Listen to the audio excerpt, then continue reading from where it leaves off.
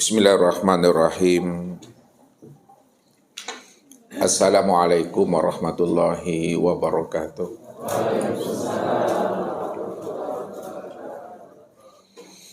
Alhamdulillah. Alhamdulillahilladzi nawwir qulubana binuri ma'rifati wal yakin wa adkhilna ma'al awliya'i wassolihin. Wassalatu wassalamu ala sayyidina Muhammadin nabi sayyidil mursalin wa ala alihi wa sahbihi rasulillahi ajma'in. Faqalallahu ta'ala fil Qur'anil Karim, a'udzubillahi minasyaitonir rajim, bismillahirrahmanirrahim. Sanurihim ayatina fil afaq wa fi anfusihim hatta yatabayyana lahum annahul haq. Wa fil ardi ayatul lil mukminin wa fi anfusikum afala tubsirun. Sadaqallahul azim. Bapak Ibu, saudara-saudara jamaah Tauhid Rabbani serta para muhibbin dan para pencari Tuhan yang dirahmati Allah.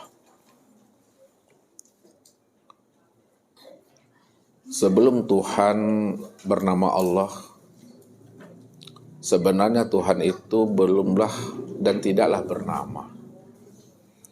Baru Tuhan itu bernama ketika Allah sadar untuk mentajalikan, mengenal dan menyaksikan akan dirinya sendiri dengan wujud dirinya sendiri.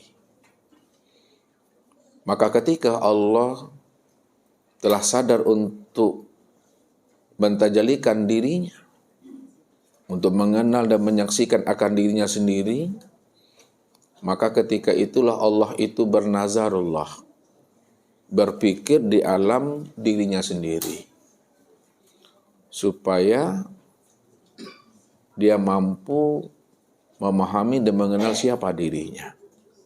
Kalau aku ini Tuhan, siapa yang akan menjadi hambaku? Atau sebaliknya, kalau aku ini hamba, siapa yang akan menjadi Tuhan? Maka disinilah Allah itu bernazarullah namanya Bapak Ibu.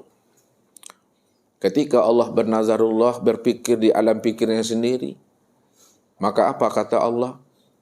Kuntu kanzan mahfiyan wa ahbabtu an u'rafa wa khalaqtul khalqa li'arifani. Aku ini adalah perbendaharaan yang tersembunyi, kata Allah. Kenapa Allah menerangkan dan menjelaskan bahwa dirinya itu adalah perbendaharaan yang tersembunyi? Karena ketika itu belum ada siapa-siapa Bapak Ibu. Belum ada namanya dunia, belum ada namanya langit dan bumi. Jangankan langit dan bumi, aras, luh, kursi, dan mahfuz pun juga belum ada. Jangankan aras, luh, kursi, dan mahfuz Bapak Ibu. Sorga dan neraka pada saat itu juga belum ada.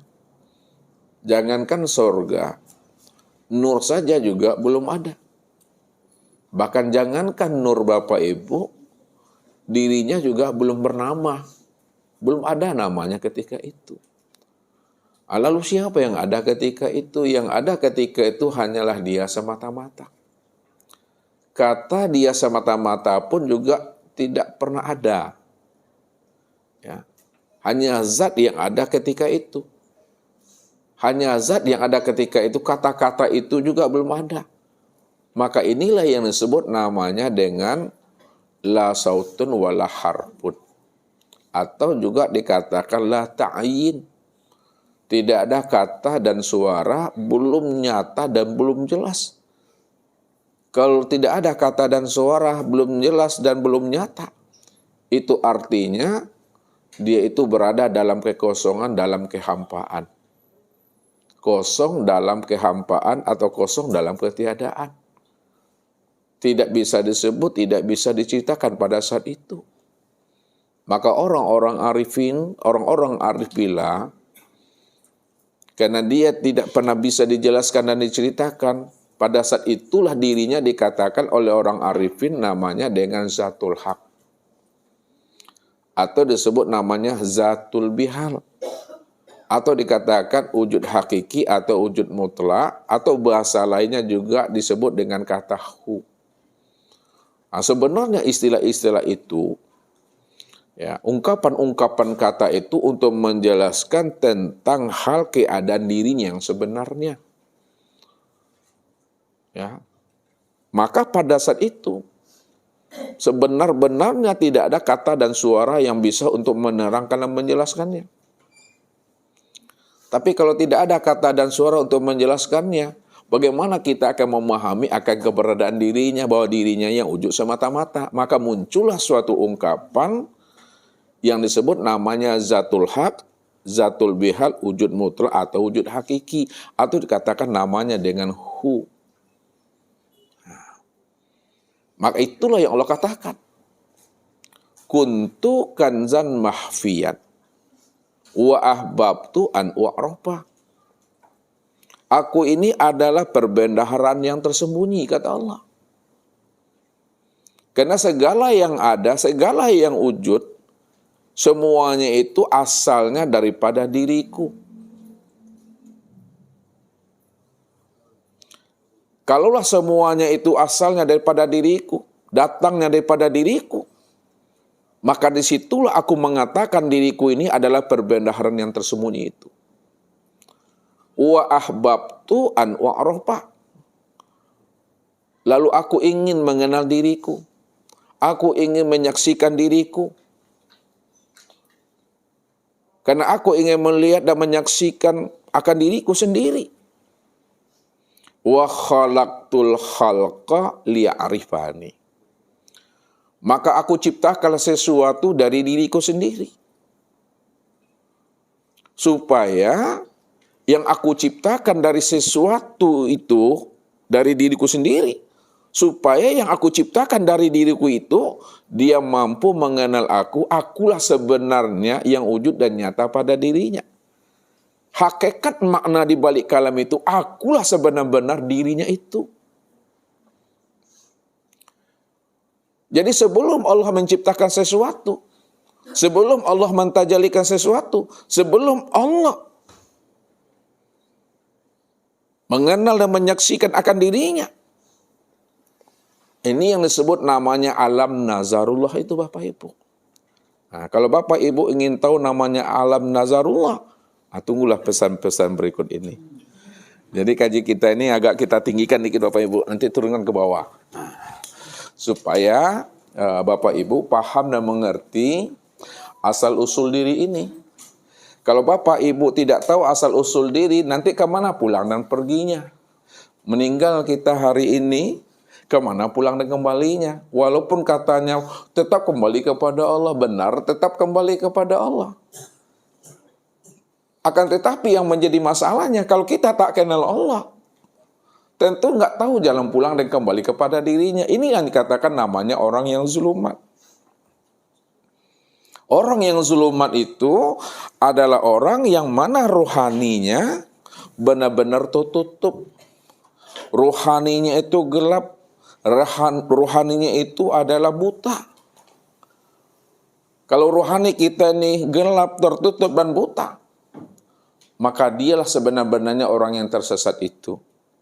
Ini yang Allah jelaskan di dalam surat apa Bapak Ibu? Udah hafal Bapak Ibu suratnya itu? Halo? Surat Bani Israel ayat 72. Ustaz hafal Ustaz? Coba sedikit. Pasti lupa tuh. Iya. Coba Rahmi. Coba baca ayatnya. Hafal. Enggak. Iya. Wa man kana fi hazil a'ma fahuwa fil akhirati a'ma wa adalun sabila. Barang siapa yang buta di dunia, pasti dia buta di akhirat. Wa adalun sabila. Maka dialah orang yang tersesat itu. Jadi orang yang dikatakan buta itu kata Allah dalam surat Bani Israel ini, bukanlah orang yang buta mata zohirnya yang ada di kepala ini Bapak Ibu. Akan tetapi yang dikatakan buta oleh Allah dalam surat Bani Israel itu adalah butanya mata hatimu yang ada di dalam dada. Maka ini yang Allah perjelas kepada kita. Fa innaha la ta'mal absar walakin ta'mal qulub allati fisudur. Sesungguhnya yang aku katakan buta itu, kata Allah, bukanlah buta mata zahirmu yang ada di kepalamu ini. Akan tetapi butanya mata hatimu yang ada di dalam dada. Butanya mata hati yang ada di dalam dada, Bapak Ibu. Itu maksud yang sebenarnya, siapa yang tidak mengenal aku di waktu hidupnya, maka ketika matinya dia nggak akan pernah mengenal aku.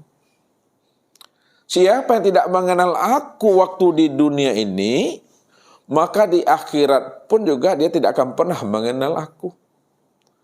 Siapa yang tidak mengenal aku pada dirinya, aku yang wujud pada dirinya, aku yang zahir pada dirinya, aku yang telah menjadi rahasia dirinya, pasti dia tidak akan pernah mengenal aku yang wujud, yang zahir di luar daripada dirinya. Wa adallun sabila. Rupanya orang yang tidak mengenal Allah itulah sebenarnya orang yang buta dan orang yang tersesat itu, Bapak Ibu. Dan itulah yang dikatakan sombong yang hakiki itu. Yang tidak mengenal Tuhannya, yang tidak mengenal Rabb-Nya. Makanya Allah selalu bertanya kepada kita ini, supaya kita berpikir, siapa diri kita ini yang sebenarnya? Awalam yatafakkaru fi anfusihim, kata Allah. Kenapa kamu tidak mau memikirkan, merenungkan, menoi-noi, menilik dan menyentar serta ikrar ke dalam dirimu? Siapa sebenarnya dirimu itu, kata Allah. Makanya Allah katakan, ya ayyuhal insan ma gharraka bi rabbikal karim.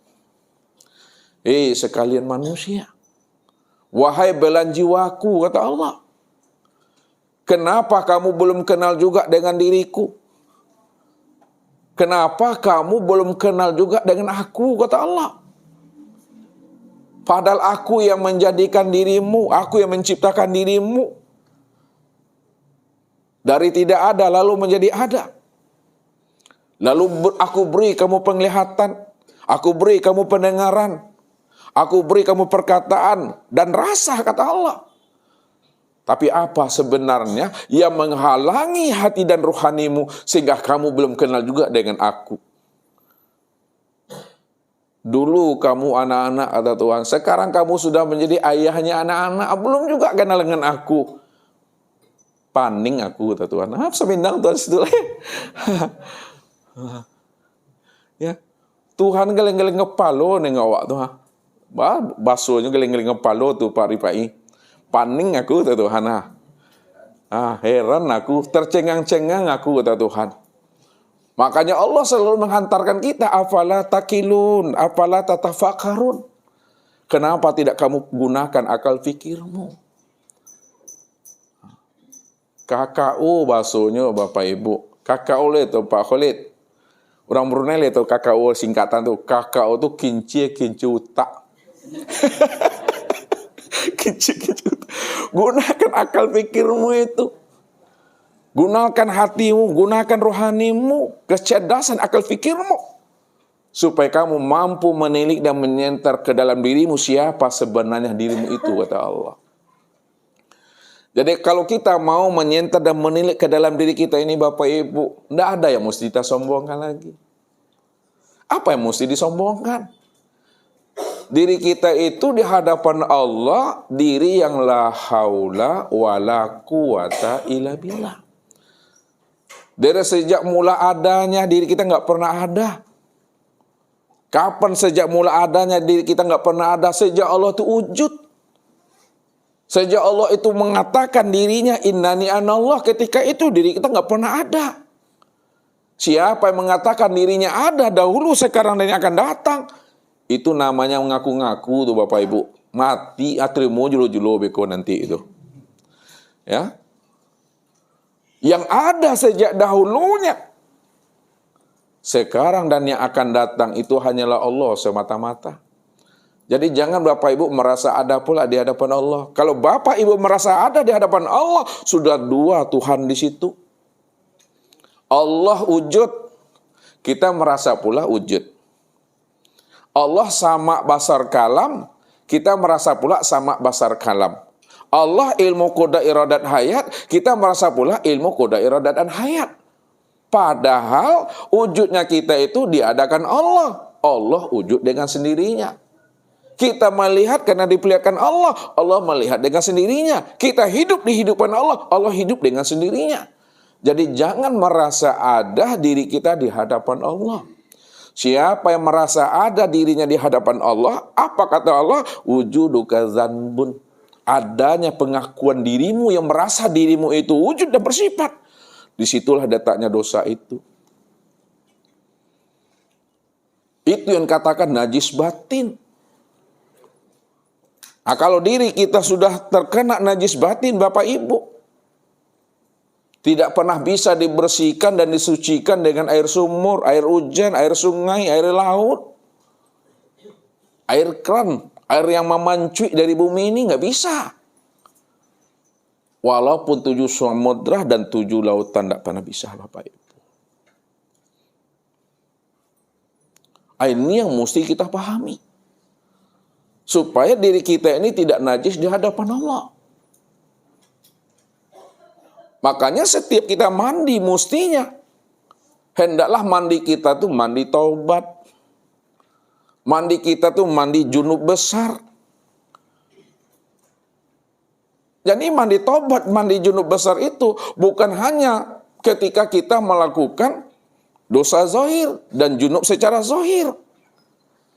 Tidak pun terjadi pada diri kita ini junub secara zahir. Tapi secara batin kita tetap wajib mandi hadas besar itu. Di mana letak wajibnya? Di mana letaknya kita wajib mandi besar itu, Bapak Ibu? Karena kita tidak pernah sadar apa yang berlaku dan terjadi pada diri kita pada saat kita hidup hari ini dalam waktu 24 jam itu. Karena yang rentan kena dosa, Bapak Ibu, ya, yang rentan berbuat dosa pada diri kita ini 3 hal yang mesti dipahami. Ya, ini sebelum masuk ke kaji ini, dibawa raun dulu Bapak Ibu, diangikkan mesinnya dulu. Ya kan? 3 hal yang mesti kita bersihkan pada diri kita ini.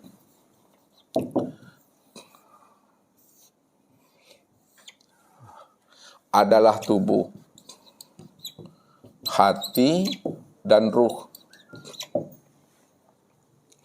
Nah, ketiga-tiganya ini, ya, tubuh ini dikatakan namanya sumber dosa. Hati ini disebut namanya muaranya dosa. Ruh ini disebut namanya hakikatnya dosa.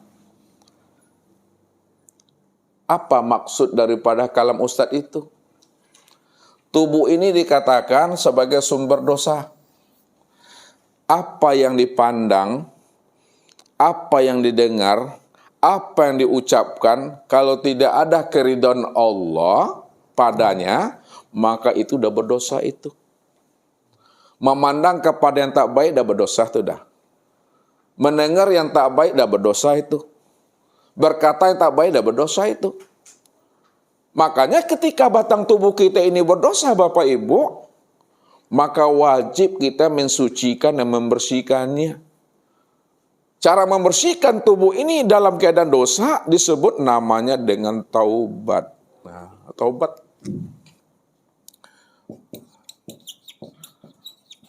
Taubat namanya. Istighfar kita. Astagfirullahaladzim. Makanya kalau kita habis sholat, istighfar kita itu 7 kali. Istighfarkan mulut, istighfarkan mata, istighfarkan telinga, istighfarkan tangan, istighfarkan kaki, istighfarkan namanya farad kita itu. Astagfirullahaladzim, ya Allah. Jikalau mataku ini berdosa, ya Allah, ampuni ya Allah. Walaupun cukup 3 kali, tapi iktikadkan 7 kali. Setiap panca indera ini mesti diistighfarkan dia. Nah, setelah kita istighfarkan batang tubuh kita ini, mata, telinga, mulut, tangan, kaki, dan farad kita, maka bungkus batang tubuh kita ini dengan ibadah dan ketaatan kepada Allah.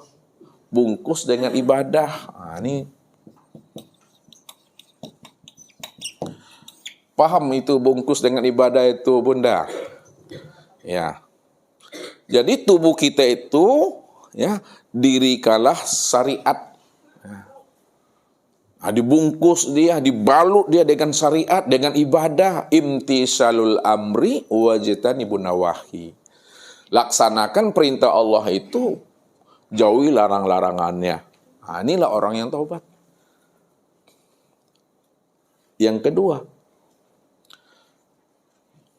kita tidak sadar, walaupun tubuh kita ini tidak berdosa, misalnya, kita di dalam masjid aja hari ini, atau di rumah saja hari ini, mata kita terjaga, mulut kita terjaga, sendiri aja kita di kamar atau di masjid, itikaf, tapi hati-hati Bapak Ibu. Nah, apakah hati kita ini lepas daripada dosa? Belum tahu. Ketika kita dah beritikaf, di dalam masjid, berzikir, muncul namanya ujub di dalam hati. Dari sebanyak ini jemaah, saya lah yang rajin beristighfar, berzikir, baca Al-Quran. Ini hati-hati kita. Makanya ketika hati ini lupa, hati ini lalai, hati tidak ingat akan Allah, maka ketika itu hati kita sudah berdosa itu Bapak Ibu. Satu detik, satu saat kita lupa ingat daripada Allah, dan dosa itu.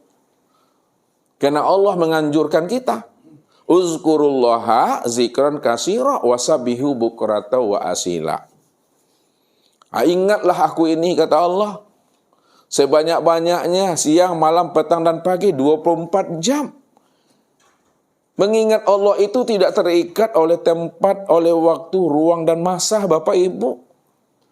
Mengingat Allah itu 24 jam.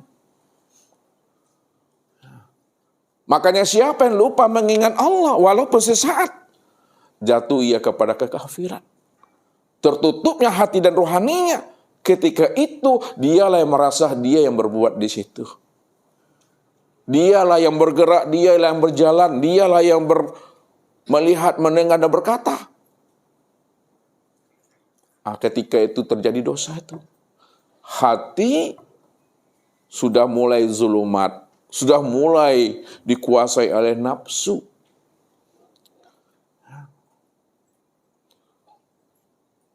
Lalu bagaimana membersihkan hati? Bagaimana mensucikan hati ini? Ya. Untuk membersihkan dan mensucikan hati, jalannya bukan taubat sebutannya, tapi adalah inabah. Jalannya itu inabah. Inabah itu aktifkan hati untuk selalu ingat akan Allah. Ya. Aktifkan hati kita ini untuk mengingat Allah. Siapa yang mengaktifkan hatinya untuk selalu mengingat Allah, maka apa kata Allah? Fazkuruni azkurkum. Maka siapa yang hatinya selalu ingat aku, qiyaman wa qu'udan wa ala junubihim. Waktu dia berdiri ingat aku, waktu dia duduk ingat aku, waktu dia berbaring ingat aku. Maka aku juga selalu ingat akan dirinya, kata Allah. Berdiri, duduk, dan berbaring, kata Allah.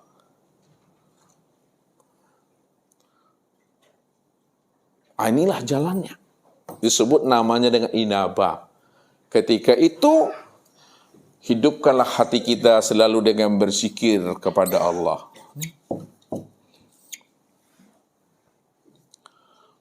Dan yang ketiga, Bapak Ibu, ruh kita. Kalaulah tubuh dan hati kita ini tidak berdosa, lihat ruh kita itu, ini adalah hakikat dosa nih. Di mana ruh itu berdosa, di mana ruh itu dikatakan najis, pada saat Bapak Ibu tidak mampu memandang Allahnya dari apa yang dipandang dan dilihat. Apabila masih ada diri yang lain, yang merasa berbuat, yang merasa memandang, mendengar, dan berkata, masih ada wujud yang lain selain Allah di alam ini, dalam pandangan ruhani kita, itulah yang dikatakan wujuduka zanbun. Adanya pengakuan dirimu yang merasa ada diri yang lain selain Allah, situlah ditanya dosa itu. Ini yang dikatakan oleh Rasul kepada kita. Man nazara ila say'in malam yarallaha bihi fahuwa batil. Barang siapa yang bisa memandang kepada sesuatu, bisa melihat kepada sesuatu, bisa menyaksikan kepada sesuatu, tapi dia tidak mampu memandang dan melihat serta menyaksikan Allah pada sesuatu itu, itulah pandangan yang berdosa itu, Bapak Ibu. Yang membuat diri kita itu dikatakan najis di situ. Karena tidak mampunya memandang Allahnya apa yang dipandang dan dilihatnya. Disitulah dia telah berdosa di hadapan Allah itu. Telah ada dua Tuhan dalam hidupnya.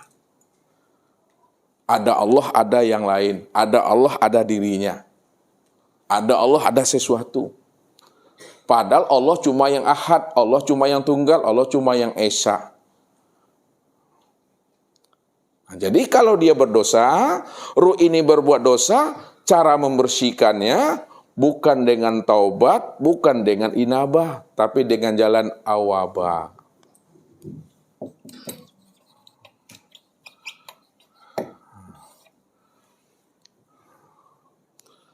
Awabah itu hendaklah kita mampu setiap waktu, setiap saat dan detik memandang dan menyaksikan Allah itu. Nah, jadi wajib kita di sini bermusyahadah. Musyahadah. Menyaksikan Allah itu setiap waktu, setiap menit dan detik. Jangan sampai terpandang ada wujud yang lain selain daripada dirinya. Nah, ini yang mesti kita kaji, ini yang mesti kita pahami. Supaya diri kita itu pas datang waktunya, ajal kepada kita, kembalinya kita kepada Allah itu dalam keadaan fitrah, dalam keadaan suci dan bersih. Ini yang Allah ingatkan kepada kita. Walaqad ji'tumuna furoda kama khalaqnakum awwala marrah. Kamu pasti akan datang menemui kami masing-masing sendiri-sendiri. Ingat kata Tuhan. Siapa yang datang menemui kami masing-masing sendiri-sendiri, surang-surang, kama khalaqnakum awwala marrah. Maka datang dan temuilah aku ini sebagaimana awal mula pertama kali aku menciptakan dan menjadikan dirimu, kata Allah. Awal mula kita diciptakan dan dijadikan Allah adalah fitrah, suci dan bersih. Pada saat ruh itu melepaskan cangkangnya, ruh itu melepaskan tubuh yang zahir ini, Bapak Ibu. Ketika itu ruh itu tetap berada dalam keadaan fitrah dan suci. Kenapa ruh itu tetap berada dalam keadaan fitrah dan suci? Karena ruh itu bahagian daripada diri yang maha suci. Ruh itu bahagian diri Tuhan.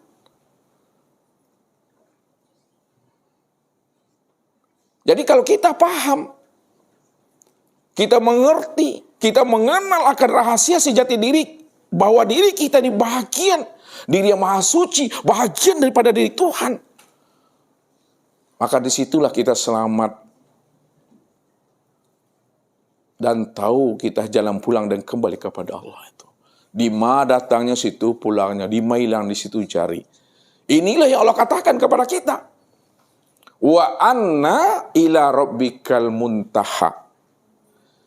Bahwa sesungguhnya Rabbmu itu, aku ini, kata Allah, aku inilah akhir kesudahan perjalanan hidupmu. Berapapun umur dan usia kita hidup di alam dunia ini, satu saat kita akan pulang dan kembali kepada Allah. Karena Allah itulah hakikat daripada diri kita ini. Karena diri kita ini bahagian daripada diri yang maha suci. Diri kita ini bahagian daripada diri Tuhan. Munculkan kesadaran yang isbat di dalam diri. Supaya kita paham dan mengerti apa yang Allah maksudkan sebenarnya pada diri Bapak Ibu itu. Inna lillahi wa inna ilaihi raji'un. Sesungguhnya asalmu adalah Allah. Tetap pulang dan kembalinya jadi Allah. Jangan jadi apa-apa. Asalmu daripada aku, tetap pulang dan kembali kepada aku. Maka untuk lebih pahamnya kita memahami akan rahasia hakikat diri. Asal kita adalah Allah, tetap pulang dan kembali, tetap jadi Allah dia. Maka kenalilah sebenarnya sebelum Allah menciptakan sesuatu, Sebelum Allah menjadikan sesuatu, sebelum ada namanya nur, siapa yang ada sebelum adanya nur? Sebelum adanya kehidupan, siapa yang lebih dahulu ada sebelum adanya kehidupan? Melainkan hanya Dia semata-mata. Maka semuanya ini adalah cerita dan sandiwara Tuhan, Bapak Ibu. Ini yang Ustadz katakan tadi, bahwa Allah itu sebelum menciptakan sesuatu, Dia bernazarullah. Nah, nazarullah itu maksudnya Allah itu berpikir di dalam pikirannya sendiri. Nah, untuk menghantarkan pahamnya begini. Bapak Ibu ada hajatan di rumah, atau wirid yasinan lah namanya, ya kan? Ya, jadi mau diundang 100 orang. Ya. Jadi ketika Bapak Ibu ingin melakukan hajatan wirid yasinan 100 orang, Bapak Ibu udah berpikir nih, berapa kardus air murah kuah itu dibeli, ya. Nanti kalau masak kita makan berapa kilo berasnya yang akan ditanak. Itu udah kita pikirkan tuh. Padahal bendanya udah ada atau belum tuh? Belum ada. Itu namanya bernazar kita itu. Berpikir kita. Kalau orang 100 orang berapa kardus airnya, berapa beras nasinya yang akan dimasak, berapa ekor ayamnya nanti yang akan dibeli untuk disembelih untuk masak nanti. Kita sudah bernazar itu. Setelah matang caranya Bapak Ibu berpikir, mau datang nanti 100 orang atau 80 orang, tidak masalah lah. Inilah, aku tetap akan zahirkan juga, beli ayam, beli beras, beli air murah kuah sesuai dengan pemandangan dan pikiran aku. Begitulah Allah sebenarnya. Sebelum Allah menciptakan, sebelum Allah menjadikan, sebelum Allah menterjalikan, membuat satu cerita untuk mengenal dirinya, semuanya sudah matang dalam pikiran Tuhan. Sudah matang dalam alam nazarnya. Nah, kalau Bapak Ibu setuju dengan bahasa Ustadz, Allah itu sempurna dalam imajinasinya. Ini ada juga nggak setuju, ya nggak apa-apa. Cuma Ustadz menghantarkan bahasanya begitu. Di alam pikirnya tuh. Maka alam pikir Allah itu yang mesti kita pahami. Karena Dia yang ada ketika itu semata-mata, belum ada siapa-siapa. Udahku, biniku belum ada tuh. Hanya Dia cuma yang ada. Ini alam nazar Allah itu ada 3 Bapak Ibu. Ini alam nazarnya. Alam nazarullah.